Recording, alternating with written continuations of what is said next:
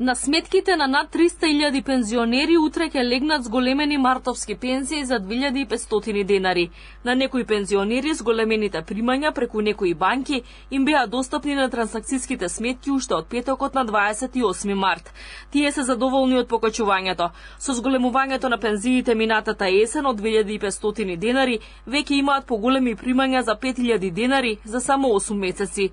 Велат дека животниот стандард значително им се подобрува. Сметаат дека е добро решение линеарното, а не процентуалното покачување на пензиите, бидејќи според нив тоа е најправичната опција и тоа најмногу им одговара на оние со најниски примања. Треба да знаеме дека поради скапотијата на животот што го и вие нагласите, најниските пензии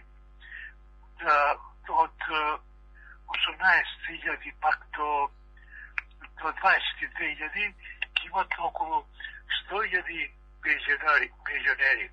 Значи, со други зборови, тие со 22.000 денари пензија, тешко ќе можат и во вакви тешки услови да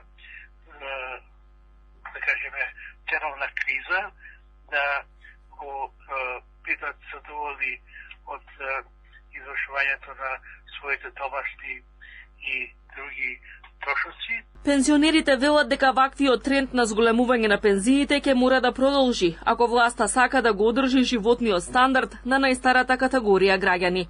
Храната и лековите поскапеле многу повеќе од официјалната стапка на инфлација, па тие сметаат дека линеарното покачување на нивните примања колку толку го ублажува ценовниот удар врз нивните џебови. Најважно по мене е и така да се стабилизира ценовниот скок.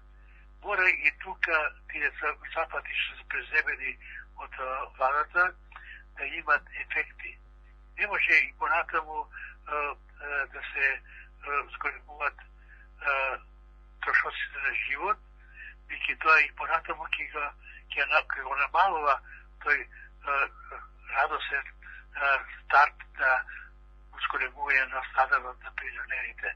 За 2025 година во буџетот се предвидени 1,7 милиарди евра за исплата на пензиите. Премиерот Мицкоски вели дека зголемувањето на примањата на пензионерите ќе намали разликата меѓу најбогатите и најсиромашните граѓани.